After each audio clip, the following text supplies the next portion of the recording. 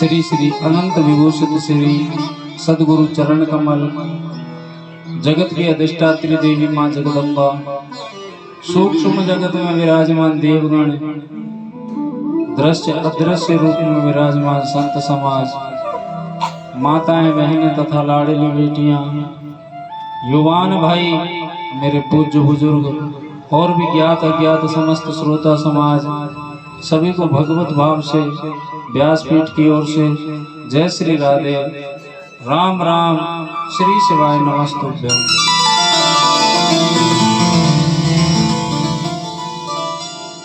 महाशिवरात्रि के पावन अवसर पर मृत्युंजय महादेव परिवार के तत्वाधान में चल रही भगवान शंकर की प्रत्यक्ष मूर्ति श्री प्रदोष शिव महापुराण दिव्य कथा का आज द्वितीय दिवस यानी दूसरा दिन है।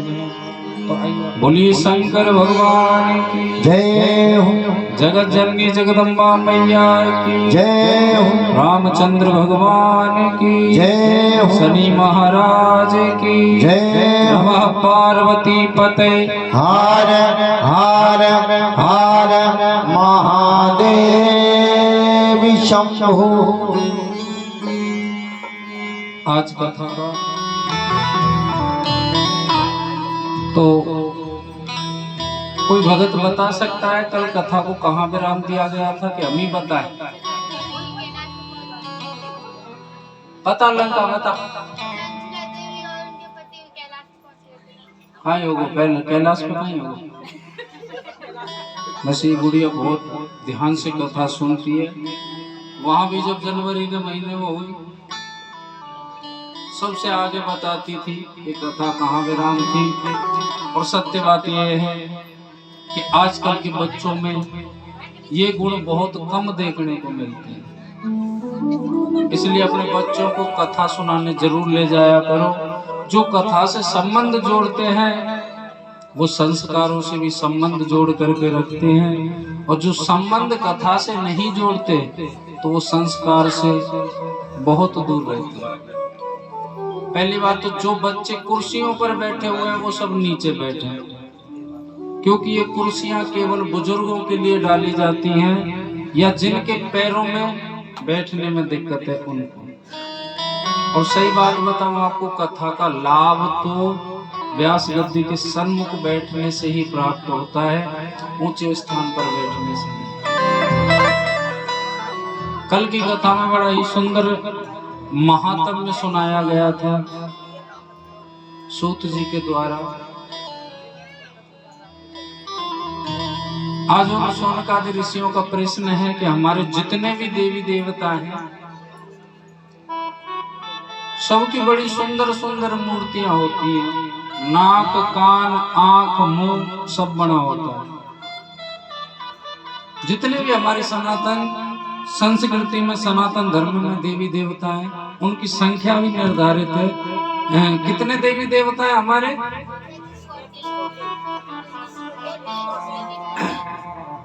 33 कोटि। और 33 करोड़ वाले कितने हैं? हाथ उठाओ ऊपर। 33 करोड़ वाले 26 करोड़ 36 करोड़। तुमको कौन बताओ मैया? यही तो कारण है कि जितनी भगवान की लीला से कथाओं से दूर रहोगे उतनी ही अनभिज्ञता फैलती जाएगी। एक श्लोक आता है कि भाग्योदयन बहुजन्म समर्जितेन सत्संगमं च लभते पुरुषो यदा वै अज्ञान हेतु कृत मोह मदांधकार नाशा। जितनी कथाएं होती हैं भगवान की सुननी चाहिए। लोग परेशान हो जाते कितनी सुने, कल यहाँ हुई परसों वहां सुनी थी, इससे पहले यहाँ सुनी थी। जितनी बार आप सुनोगे जो हमारे हृदय में अंधकार रूपी पाप पल रहा है उन सब का खंडन हो जाएगा। जिन बातों से अनभिज्ञ हैं उनके बारे में जानकारी मिलेगी। अभी क्या करते हैं कि अभी बात आई सनातन संस्कृति में देवी देवताओं की संख्या, तो कोई भगत तो कहता है कि 33 करोड़, कोई कहता है 36 करोड़। 36 करोड़ तो खैर पहली बार सुन रहा हूँ। हमारे देवी देवताओं की संख्या ना तो 33 करोड़ है ना 36 करोड़ है। हमारे देवी देवताओं की संख्या है 33 कोटि। अब कोटि का अर्थ पढ़े लिखे लोगों ने, जो ज्यादा पढ़े लिखे हैं, दूसरी संप्रदाय के हैं, उन्होंने तोड़ मड़ोड़ करके इसको कर दिया करोड़। जबकि हमारी संस्कृत भाषा में कोटि शब्द का एक ही अर्थ है, वो है विशेष प्रकार। हमारे 33 करोड़ देवी देवता नहीं है। कारण क्या है कि हम संस्कृत तो पढ़ते नहीं है, और जैसा दूसरा कोई हमको बहका दे वैसा मान लेते, फिर उंगली उठाने लग जाते हैं। हमारे 33 कोटि देवी देवता है, बाकी उनकी शाखा फिर भी नहीं बैठेंगे। 33 प्रकार के कौन से देवी देवता हैं? पहले गिन लो आप। 8 वसु, 11 रुद्र, कितने हुए? 19, 12 आदित्य, कितने हुए? 31, 2 अश्विनी कुमार। इनको विशेष देवता कहा गया है हमारी सनातन संस्कृति में। और हम क्या कहते हैं? 33 कोटि की जगह 33 करोड़। और जिन पर करोड़ ना कहे वो आवे हमारे शास्त्री वारवेजों का कठोर। कठोर कौन सा? यही क्या वो कहो चश्मा वाला कठोर। बोलिए शंकर भगवान। बाकी तो उनकी शाखा फिर भी गिनोगे तो 1 करोड़ ना बैठे, 33 करोड़ की तो बात है। और बड़ा ही आज ये प्रश्न जो सौनकादि ऋषियों ने किया है, बड़ा ही सुंदर प्रश्न किया है। क्योंकि आज के समय में लोगों को ये तक नहीं पता कि हमारे देवादिदेव महादेव की पूजा इस लिंगायत आकृति के रूप में क्यों होती है। यही तो उनका प्रश्न है कि जितने भी हमारे देवी देवता हैं, सबकी बड़ी सुंदर सुंदर मूर्तियां होती हैं, नाक, कान, आंख, मुंह सब बना होता है, लेकिन देवादिदेव महादेव की पूजा इस लिंगायत आकृति के रूप में क्यों होती है? बिल्कुल सही बात है। जब सूत जी बताते हैं कि इस जगत में पहले कुछ भी नहीं था, केवल जल ही जल था, है ना पंचायती मैया? कुछ नहीं था। कहते हैं ज्योति स्वरूप हमारे परम ब्रह्म। बड़ी भ्रांति, फिर 3 घंटे में तो क्या भ्रांति दूर होगी। अब एक भ्रांति और समाज में पली हुई है, चलो बात चली आई है तो ब्रह्म के ऊपर। जो माता सरस्वती हैं, लोग अध्ययन तो करते नहीं है, इनको ब्रह्मा जी की पुत्री बताते हैं, है ना, कि ये ब्रह्मा जी की पुत्री है, फिर उनसे विवाह कर लिया।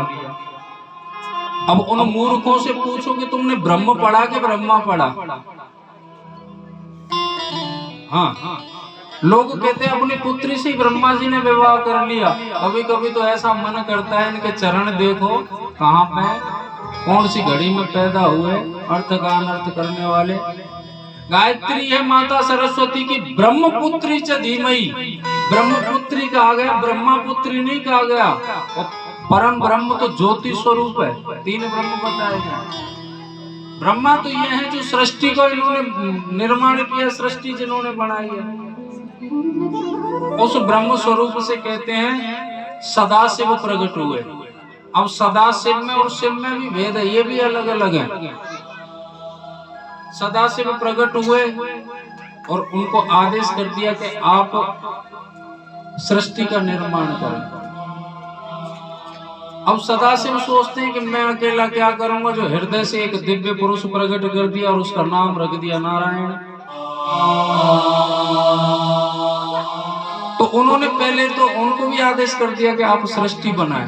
तो उन्होंने पहले अपनी रहने की व्यवस्था बनाई, जल के अंदर बढ़िया डबल बेड बनाया है, और बढ़िया डबल का गद्दा, कितने गुदगुदे होते हैं, जो उससे भी बढ़िया व्यवस्था बनाई उन्होंने रहने की।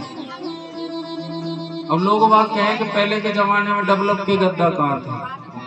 तो नारायण ने जिस पर अपना रहने की व्यवस्था बनाई, शयन करने की व्यवस्था बनाई, वो शेष नाग पर बनाई थी।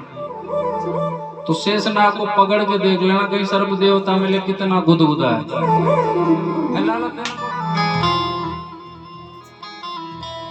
कहते हैं अपनी सैया बनाई, रहने की व्यवस्था बनाई, फिर उस पर रहने लगे आराम से शयन करते हुए। न जाने एक दिन क्या मन में आया, सो उनकी नाभि से कमल का पुष्प निकलता है और उस कमल के पुष्प पर 5 मुख धारण करने वाला एक दिव्य देव प्रकट हुआ। अब उसने सोचा कि चलो अपने बारे में थोड़ी सी जानकारी तो करो कि मैं कौन हूं और कहां से आया हूं। और सत्य बात यह है कि हम अपने बालकों को जन्म तो दे देते हैं, लेकिन अपनी वंशावली के बारे में बताते नहीं हैं। आजकल बहुत ही एकाध ही बालक होगा जिसे अपने बाप के बाबा का नाम पता होगा, है ना? एकाध ही बालक होगा, क्योंकि उनको बताते ही नहीं है अपनी वंशावली के बारे में। अगर बाबा की गोदी में अगर खेला होगा तो बाबा के नाम का पता होगा उसको, लेकिन बाबा के पिताजी का उसको पता नहीं रहता, क्योंकि हम बताते ही नहीं है। और बतानी चाहिए नहीं, कुछ पीढ़ियां निकलने के बाद में जब बात आएगी तो हमारी संतान कहेगी कि हमारे जो बाबा थे, बाबाओं के बाबा थे, वो काल्पनिक थे, वो थे ही नहीं। जैसे आज प्रभु श्री राम के बारे में कहते हैं ना, भगवान के बारे में कहते हैं कि वो तो काल्पनिक थे। रामचरितमानस की कथाओं को काल्पनिक बताते हैं। तो भैया मैं तो एक बात कहूंगा कि जिस कल्पना में भी माता पिता के वचनों का पालन करना सिखाया गया हो तो हमारे लिए वो कल्पना ही अच्छी है। जिस वैज्ञानिक दृष्टि में माता पिता को ठोकर लगाई जाती है, हमको वो वैज्ञानिक दृष्टि नहीं चाहिए साहब। हमारी तो कल्पना ही अच्छी है, जिसमें पिता के वचन को रखने के लिए एक बालक जंगल में निकल जाता है अपनी पत्नी और भाई को लेकर के साथ। 14 बरस काटने के बाद में आता है। आजकल जमीन के लिए कहते हैं पिता की जो प्रॉपर्टी होती है, भाई भाई आपस में दुश्मन बन जाते हैं उसको बांटने के लिए।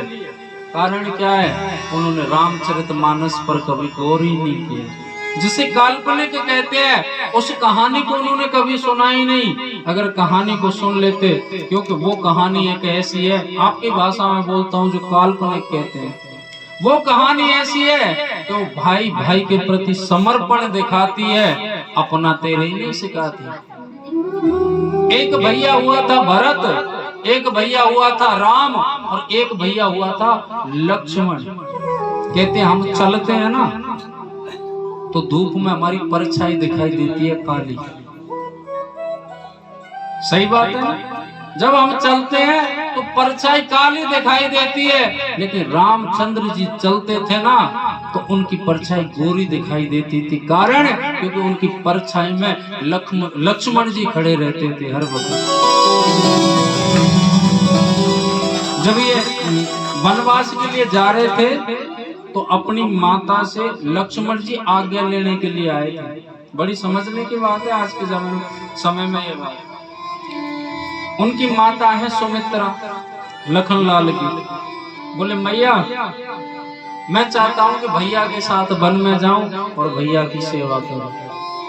तो उस मैया ने पता क्या कहा था? बोले लाला तू गलत जगह आ गया पूछने के लिए, क्योंकि मैं तेरी माँ नहीं हूँ, तेरी माँ है वैदेही यानी माता जानकी सीता, और पिता है तेरा भाई राम। अगर तुझे कल कुछ हो भी जाता है ना तो तुझे लोग जन्म जन्मांतर तक याद रखेंगे कि भाई की सेवा करते करते खुद बलिदान हो गया अपने भाई पर। लेकिन आज का भाई क्या करता है साहब? अपना तेरे ही करता है। इस जमाने में कलेजा तक हिला देते हैं लोग, सगे भाई को जहर हंसकर पिला देते हैं। रामचरितमानस त्याग दिखाती है। जिस राजपाट के लिए कहते हैं कि आप अगर खुशी से रहते हो ना, कोई परिवार अगर अच्छा हंसता खेलता हुआ आगे बढ़ रहा हो तो लोगों को वो रास नहीं आता। ऐसे अयोध्या में हुआ था। एक उसमें मंथरा थी, मंथरा नाम की स्त्री थी, उसको अच्छे नहीं लगते थे चारों भाई एक जगह बैठे हुए। उसने फिर आग लगाना शुरू कर दिया, क्योंकि हर जगह होती है मंथरा। समझना हमको ये सब परिवार हमारा है, मंथरा का नहीं है। हुआ क्या? कि उस कैकेयी माँ को भड़का दिया और उससे कहा कि तू अपने बेटे के लिए तो राजपाट मांग ले, और ये राम रहेगा तो तुझे दासी बन करके रहना पड़ेगा, इसलिए राम को 14 वर्ष के लिए वनवास भेज दे। मतलब ये है कि जिसे हम काल्पनिक कहते हैं वो जीवन जीने का तरीका सिखाती है। लोग कहते हैं उस रामचरितमानस में राम जी ने अपनी पत्नी को घर से निकाल दिया था। अभी आपने रामचरितमानस पढ़ी है? नहीं पढ़ी है। उल्टी सीधी कहानियां एक दूसरों से सुनिए। रामचंद्र जी ने तो निकाला ही नहीं था, उन्होंने तो निकाला ही नहीं था, माता जानकी गई थी। लोग कहते अग्नि परीक्षा ली थी। अगर वो भगवान थे तो सब जानते थे, अग्नि परीक्षा लेने की आवश्यकता कहां पड़ी। अगर रामचरित लोगों ने पढ़ी होती तो इस बात को कहते ही नहीं, क्योंकि जब माता सीता का हरण हुआ था ना, उससे पहले ही अग्नि भगवान को समर्पित कर दी थी रामचंद्र जी ने माता सीता जी को। और वहां से उनके साथ जो चली थी वो अग्नि भगवान की परछाई चली थी। हरण भी हुआ था, अग्नि भगवान की परछाई का हुआ। जब अयोध्या में आए तो जो अग्नि परीक्षा ली थी वो अग्नि परीक्षा नहीं थी, अग्नि भगवान से माता सीता को वापस लिया। यही बात है ना बाबा। लेकिन लोग पढ़ते कहाँ हैं? समाज में बातें बन रही थी कि रावण के यानी दूसरे के महल में रह करके आई है, तो भैया ये समाज तो किसी को जीने नहीं देती है। अगर समाज के आधार पर आप चलोगे तो आप एक दिन जीवित नहीं रह सकते समाज के हिसाब से। समाज में बात बन रही थी, रामचंद्र जी ने ये बात सुनी, माता जानकी को भी पता चला। तो माता जानकी कहते उस समय गर्भवती थी, स्वयं निकल करके गई थी और बोले मैं अपने बच्चों को अच्छे संस्कार दूंगी, राजपाट का सुख नहीं देंगे। क्योंकि कहते हैं कि अगर बिना मेहनत के कोई धन मिल जाए तो फिर उसकी कदर नहीं होती, और बिना मेहनत के कुछ भी मिल जाए कभी भी कदर नहीं होती। जैसे ये कथा हो रही है तो कथा ही बोलेगा कहाँ चल रही है। माता जानकी अपने बच्चों को कहती है कि मैं अपने बच्चों को वही संस्कार दूं। कहते बिना मेहनत के अगर धन मिल जाता है तो उसकी कदर नहीं होती। कहते हैं माता पिता को ज्यादा जोड़ करके नहीं रखना चाहिए। लोग कहते हैं कि कैसे कोपली बना रखी है व्यास में। मैं सही कहता हूँ, अगर गलत हो तो खड़े होकर के टोक देना। अगर संतान के लिए आप कमा कमा करके रख जाओगे वो महत्व तो नहीं समझ पाएगी धन का। संतान के लिए ज्यादा कुछ मत करो, केवल 2 चीज कर दो। अगर पूत सपूत है तो आपको धन इकट्ठा करने की आवश्यकता नहीं है, वो स्वयं अपने बल पर सब कुछ हासिल कर सकता है। और पूत कपूत है, आप चाहे कितना भी रख जाना, बेच के सब बर्बाद कर देना। कहते तो है पूत सपूत तो की धन संचय, और पूत कपूत तो की धन संचय। संतान के लिए केवल 2 काम कर दो आप। एक तो उसको अच्छा पढ़ा लिखा दो, और दूसरा उसके लिए रहने के लिए घर बना करके दे दो, बाकी अपने आप संभालेगा। बोलिए शंकर भगवान की। तो आइए वहीं चलते हैं कथा पर, जहाँ शौनकादि ऋषि बैठे हुए हैं। उन्होंने कहा बोले जितने भी हमारे देवी देवता हैं बड़ी सुंदर सुंदर मूर्तियां होती हैं, बाबा की लिंगायत आकृति में ही क्यों पूजा होती है? तो कहते हैं सदाशिव प्रकट हुए, सदाशिव ने नारायण को हृदय से प्रकट किया। नारायण ने एक दिव्य पुरुष प्रकट कर दिया। अब वो अपने आप को जानने की कोशिश करता है। 5 मुख वाला, उसके 5 मुख थे, चारों दिशाओं में थे 4, और एक था ऊपर की ओर। आवाज सुनाई दी, बोले भैया तुम सृष्टि का निर्माण करो। वो बेचारा अपने आप की खोज में उस तंतु में प्रवेश कर जाता है, लेकिन अनंत साल तक भटकता रहा, नहीं पहुंचा, आकर के बैठ गया। आकाशवाणी हुई कि आप सृष्टि का निर्माण कीजिए, आप जगत पिता कहलाओगे। उन्होंने अपनी सृष्टि बनाने का कार्य प्रारंभ किया। एक दिन नारायण से इनकी भेंट हो जाती है, कथा तो सबने सुनी होगी जहां तक बात है। और नारायण से भिड़ करके कहते हैं कि वो तो जगत पिता अपने आप को मानने लगे, सबसे बड़ा मानने लगे। नारायण से मिले तो मन में ये आया कि जब मैं सृष्टि को बना रहा हूं तो इसको भी बनाया होगा। वास्तविकता पता नहीं था कि ये हमारा जन्मदाता है कि हम इसके जन्मदाता। नारायण से आपस में इसी बात पे तू मैं हुई कि मैं तेरा पिता हूँ, कि मैं तेरा पिता हूँ, तू बड़ा है कि मैं बड़ा हूँ। और बड़े की तो भैया सब जगह ही लड़ाई है। सदाशिव ने देखा कि इनको तो मैंने सृष्टि बनाने के लिए भेजा और ये आपस में भिड़ने लग गए। सदाशिव ने फिर इन दोनों की युद्ध को रोकने के लिए एक अवतार लेकर के इस धरा पर आए। बड़ी विशाल लिंगायत आकृति, ऊपर की ओर देखते हैं सिरा नजर नहीं आता है, नीचे गहराई का नहीं पता। आवाज आएगी आप दोनों झगड़ क्यों रहे हो? ब्रह्मदेव कहते हैं मैंने सृष्टि को बनाया, इसको भी बनाया होगा तो इसका मैं पिता हुआ। भगवान नारायण तो समझ गए कि ये सदाशिव है, मन ही मन प्रणाम कर लिया। लिंगायत आकृति में से आवाज आई, बोले कि आपको झगड़ने की आवश्यकता ही नहीं, ये बात तो मैं ही बता सकता हूँ कौन बड़ा है और कौन छोटा है, कौन किसका पिता है। तो बोले बताओ। बोले एक काम करो, जो ये लिंगायत आकृति आपको दिख रही है, या तो कोई सिरा पता लगा करके पहले आ जाएगा या गहराई पता लगा करके आ जाएगा, वही मेरी नजर में बड़ा है। नारायण बोले कि हम तो भैया नीचे की ओर जाएंगे। ब्रह्मदेव बोले कि हम तो भैया ऊंचे बड़े व्यक्ति हैं जो ऊपर की ओर जाएंगे। लेकिन सत्यता यह है कि अपने बड़े बुजुर्गों के जो चरणों में बैठ करके जीवन जीने का आनंद है, वो सिर पर बैठने से नहीं आता। अपने बच्चों को सिखाया जाए कि बड़ों का सम्मान करो, झुक करके चरण स्पर्श करो और मस्तक पर लगाओ। संस्कृति हमारी इतनी पढ़ी लिखी हो गई है संतान कि चरण स्पर्श तक भूल गई है कि चरण स्पर्श की प्रक्रिया क्या है। वैसे तो छूते ही नहीं, छुए कहां से, सिखाया ही नहीं उनको।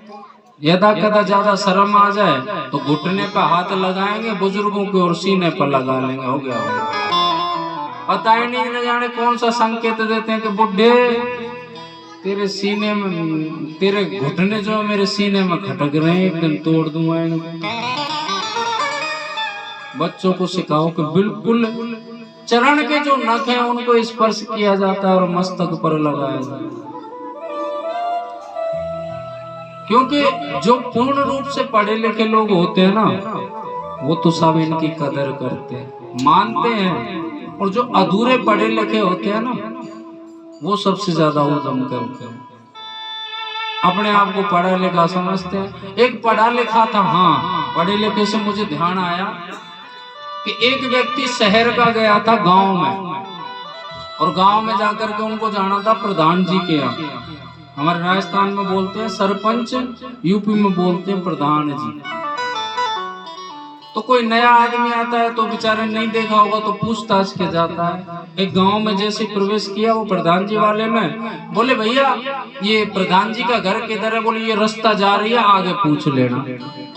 ठीक है जी, आगे गए, बोले जी भाई साहब ये रास्ता प्रधान जी के घर के लिए गई है क्या? बोले हम ऐसे बोलते हैं उधर, बोले हम। ठीक है जी, आगे पहुंचो तो फिर तिराया आ गया। उस व्यक्ति ने कोई मिला, बोले एक बात बताओ ये रास्ता प्रधान जी के लिए गई है कि घर के लिए? बोले हम। ठीक है साहब, अब जिससे पूछो बोले हम। एक पढ़े लिखे से सज्जन टोपी लगाए दरवाजे पे मिल गए प्रधान जी के पे। क्यों जी साहब ये प्रधान जी का ही घर है क्या? बोले जी हाँ, जी हाँ। अब उसके आदमी की कुछ दिमाग में आया, बोले एक बात बताओ भैया। बोले हाँ पूछिए। बोले जितने भी लोग मिले उनसे एड्रेस पूछा तो उन्होंने कहा बोले हम। और तुम कह रहे हो जी हाँ, मतलब क्या है? बोले और तो सब अनपढ़ है। हाँ क्योंकि और तो सब अनपढ़ है। बोले तो तुम पढ़े लिखे हो? बोले हम।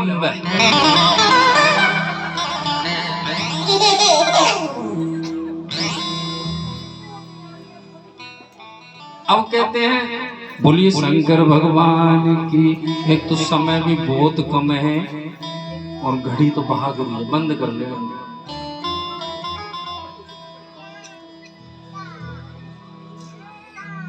कहते हैं उस आकृति में से आवाज आएगी जो ऊपर का सिरा पता लगा करके पहले आ जाएगा या नीचे की गहराई पता लगा करके आ जाए वो ही बड़ा है। तो ब्रह्मदेव तो हंस अवतार लेकर के ऊपर चले गए। नारायण वहीं थोड़ी देर भ्रमण किया, उन्होंने तो सोच लिया कि ये सदाशिव है और सदाशिव की पार पाना मुश्किल है, और मुश्किल ही नहीं नामुमकिन है। शांति से बैठ गए। अब जब कहते हैं कि लाखों वर्ष उनको भटकते भटकते हो गई, तो एक केतकी का पुष्प उनको मिल जाता है। बोले भले आदमी तू यहाँ क्या कर रहा है? बोले क्या करें, जगह ये हमारी है। बोले नीचे चले, पृथ्वी पर मैं तेरी पूजा करवा दूंगा। और कहते हैं सही बात है कि किसी से कोई काम करवाना हो तो लालच दे दो। ब्रह्मदेव ने एक पुष्प को, केतकी का पुष्प था, उसको लालच दिया। बोले नीचे चल, मैं तेरी पूजा करवा दूंगा। जबकि लालच बहुत बुरी बला है, नहीं देना चाहिए। मैया देती है अपने छोटे छोटे बालकों को, फलाना काम कर दे मैं तो कुछ चॉकलेट दूंगी। बालक ऐसा हो जाए बिना चॉकलेट के लेना। फिर थोड़ा बड़ा हुआ और उसकी फरमाइश बढ़ जाती, क्योंकि उसको लालची बना दिया ना। बोले तू मेरे साथ पृथ्वी पर चले। वो पुष्प बोला, बोले बदले में कुछ करना पड़ेगा। बोले हाँ। क्या? बोले गवाही देनी पड़ेगी। गवाही? बोले हाँ। तो व्यक्ति मिलेंगे तुझे, तो ना और हाँ में उत्तर देना है। अगर मैं हाँ कहलवाऊं तो हाँ कह देना, ना कहलवाऊं तो ना कह देना। बोले ठीक है। शिव महापुराण की कथा कहती कि सृष्टि का जो सबसे पहला गवाह था वो ही झूठा था। तो आज इस कलयुग में सांचा गवाह कहाँ से मिल जाएगा, जो कोर्ट कचहरी में गवाही दिलाई जाती है। साथ में ले आया उसको गवाह बना करके, और आकर के ब्रह्मदेव बोले मैंने ऊपर का सिरा पता लगा लिया। आकृति में से आवाज आई, बोले झूठ बोलता है, झूठ बोल रहा है ये ब्रह्मा। बोले मुझे तो पता था ये बात आनी है, तो ब्रह्मा झूठ बोल रहा है इसलिए अकेला नहीं आया, गवाह लाया हूँ साथ में। बता मैंने ऊपर का सिरा देखा है? पुष्प ने कह दिया। बोले हाँ। तो कहते हैं शब्द और त्रिशूल इस आकृति में से एक साथ निकले। उस आकृति में से एक साथ निकले, शब्द हुआ कि केतकी के पुष्प तो इसकी बातों में आकर के झूठ बोलता है, इसलिए तू मेरी पूजा में कभी भविष्य में काम नहीं आएगा। त्रिशूल निकला जो 5वां सिर था उस ब्रह्मदेव का, ऊपर की ओर उसको काट डाला। जब ये रूप देखा नारायण ने तो क्षमा याचना कर ली। करालम महाकाल कालम कृपालम गुणागार संसार पारम। तो सदाशिव तो भोले, इन्हें केवल एक लोटा जल से रिझाया जा सकता है। रिझाने वाला चाहिए। बहुत जल्दी क्रोधित भी जल्दी होते हैं। क्रोधित तो खैर जब होते हैं जब ज्यादा ही हद से बात हो जाती है। और शांत बिल्कुल एक ही शब्द में हो जाते हैं थोड़ी देर में, क्योंकि भोले भंडारी है ना साहब। और भोले भंडारी का लोग फायदा उठाते हैं, चाहे भगवान हो चाहे इंसान हो। भोला इंसान मिल जाए उसको पागल समझते हैं, सही बात। लेकिन इसका रूप भी है दूसरा, महाकाल का नाम से। भगवान नारायण ने क्षमा याचना की तो क्षमा याचना क्षमा कर दिया और कहा बोले आज से आप दोनों में ना तो कोई छोटा है और ना ही कोई बड़ा है। और ये जो बातें थी शिव महापुराण के दिन, ये जो बात चल रही है शिव महापुराण के अंतर्गत, ये आज ही के दिन थी जिसे हम महाशिवरात्रि के नाम से जानते हैं। आज ही के दिन की बात है, क्योंकि इनका प्राकट्य तो मैंने पढ़ा है कि महाशिवरात्रि के दिन हुआ था रात्रि में, लेकिन विवाह की मैंने नहीं पढ़ी। लोग कहते हैं कि भोलेनाथ का विवाह हुआ था, मैंने शिव महापुराण में नहीं पढ़ा। मैंने तो इनका फुलेरा दोष का जो आता है वो मैंने जरूर पढ़ा है। आज के दिन तो महादेव प्रकट हुए थे इस धरा पर लिंगायत आकृति के। कारण क्या होता है कि हम अध्ययन करते नहीं है, कथा सुनते नहीं है, लोग जैसा कहते हैं वैसा हम मान लेते। माँ उस आकृति में से आवाज आई, आप में से ना तो कोई छोटा और ना ही कोई बड़ा है। आपके लिए कहा गया है सृष्टि बनाने के लिए, तो आप जगत पिता कहलाओगे ब्रह्मदेव। सृष्टि जब बनेगी तो उसका पालन पोषण करने की आवश्यकता पड़ेगी। वो कार्यभार में प्रभु नारायण आपको सौंपता हूँ। नारायण कहते हैं प्रभु दिक्कत हो जाएगी। बोले क्या दिक्कत होगी? बोले कि ऐसी हम आधार का मतलब है पृथ्वी, हम ऐसा आधार नहीं बना सकते कि उस पर सृष्टि बनती रहे और ये आधार उसका भार सहन करता रहे। बोले कहना क्या चाहते हो, सीधा सीधा बताओ। नारायण कहते हैं कि प्रभु मैं ये कहना चाहता हूँ, प्रकृति में एक नियम और स्थापित करवा दो जिससे सृष्टि का संतुलन बना रहे, और वो नियम ये है कि सृष्टि बनती रहे और पीछे से बिगड़ती रहे, जिससे संतुलन बना रहेगा। एक व्यक्ति की और व्यवस्था करवाइए। सदाशिव कहते हैं, बोले तीसरा व्यक्ति मैं कहाँ से लाऊं, एक काम करो तीसरा ये कार्य मैं संभाल लेता हूँ। तो कहते हैं ये सृष्टि 3 के अधीन हुई। इसको बनाया ब्रह्मदेव ने, पालन पोषण करते हैं भगवान नारायण, और अंत में संहार कर देते हैं देवादिदेव महादेव। ये सृष्टि 3 पर बनी हुई है। लोग 3 का आंकड़ा ही बुरा मानते हैं, जो कि 3 तिगाड़ा काम बिगाड़ा है, कहते हैं कि नहीं। और जबकि 3 से शुभ कुछ होता ही नहीं है। ये आगे आएगी कथा में, आप अगर निरंतर कथा सुनने आए, 3 का आंकड़ा कभी बुरा नहीं होता। ये तो फालतू की बात बना रखी है। मन में अगर वहम घुसेड़ लो तो वहम सत्य में बदल जाता है, ऐसा होता है। महादेव कहते हैं ये कार्य मैंने ले लिया। नारायण कहते हैं प्रभु आप जब यहाँ प्रकट हुए हो तो आप यहीं विराजमान रहिए, यहीं विराजमान रह करके अपने भक्तों का कल्याण करें। तो महादेव ने कहा कि मैं आप दोनों की वजह से प्रकट हुआ इस लिंगायत आकृति के रूप में, तो मैं इस धरा पर इसी रूप में ही पूजा जाऊंगा, विराजमान रहूंगा। जो भगत मुझे लिंगायत आकृति के रूप में पूजेंगे मैं उन्हें मनोवांछित फल प्रदान करूंगा, मन इच्छित वरदान दूंगा। इसलिए महादेव की पूजा लिंगायत आकृति के रूप में होती है। कहते हैं महादेव को तो कैसे भी ले जाया जाता है, कोई ओम नमः शिवाय कहता है, कोई ओम शिव कहता है, कोई कुछ कहता है। ओम शिव ओम शिव ओम शिव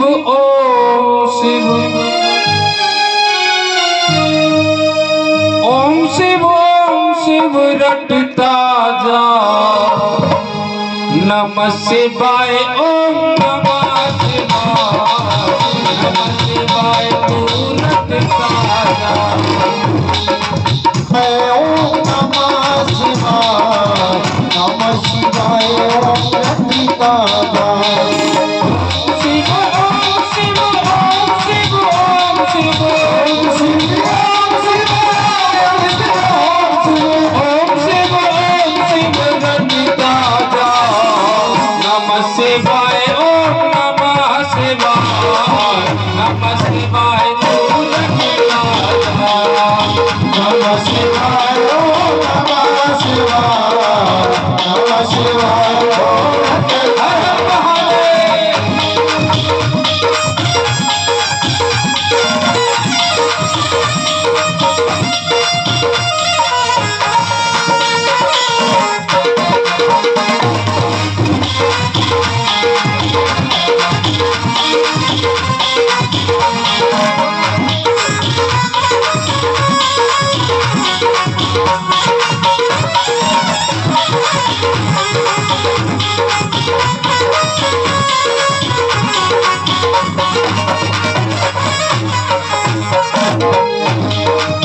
शिव शंकर कैलाश पति है, अंग भभूति रमाते हैं।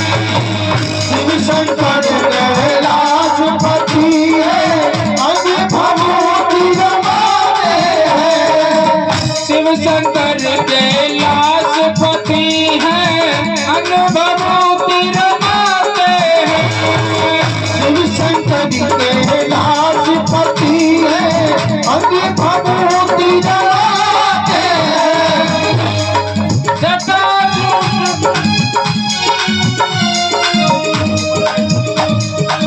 शिव शंकर कैलाश पति है, अंग भभूति रमाते हैं। शिव शंकर कैलाश पति है, अंग भभूति रमाते हैं। जटाजूट में गंग विराजे, जटाजूट में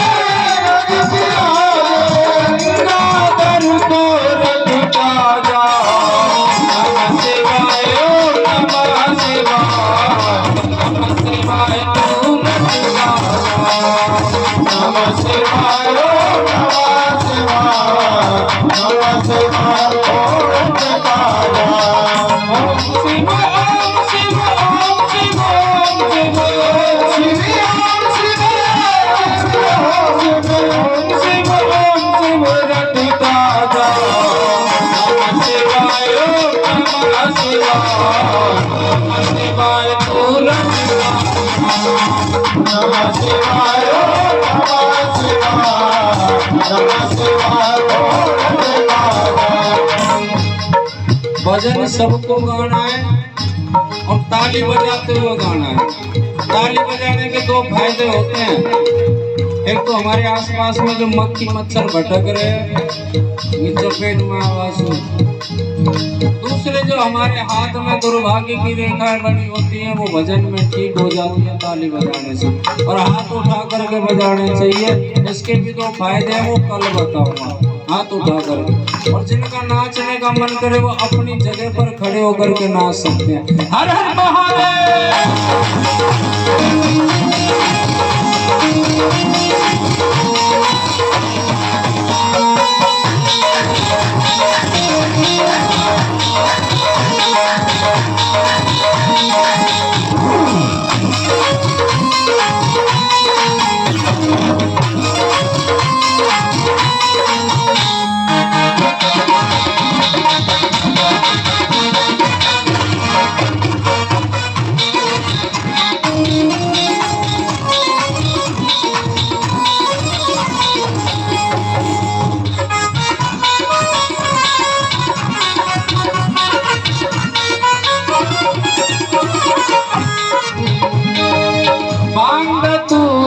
भोग लगत है कल सर्पों की माला रे भोग लगत है कल सर्पों की माला धतूरे का भोग लगत है कल सर्पों की माला रे धतूरे का भोग लगत है कल सर्पों की माला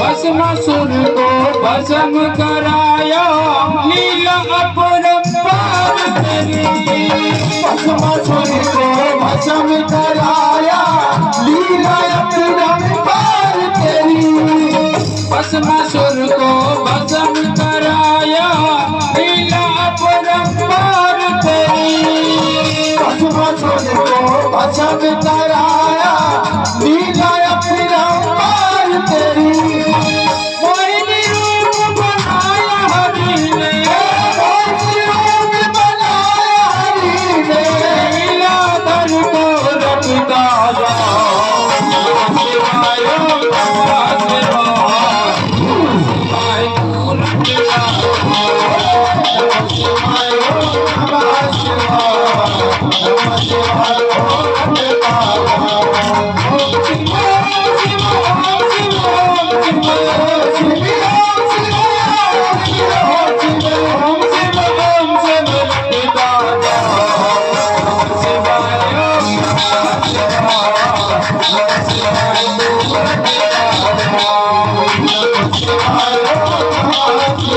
ओम नमः शिवाय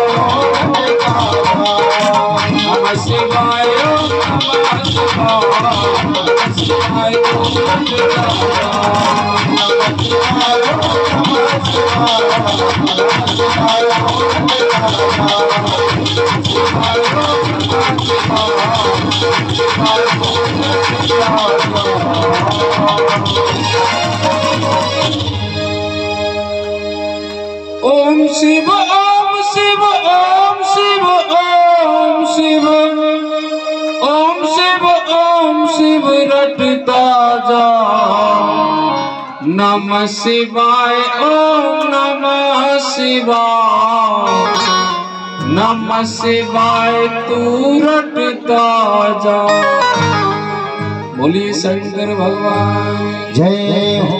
पूरे आज तो 26 सेक्टर के खूब ही कूद बैठे भाई।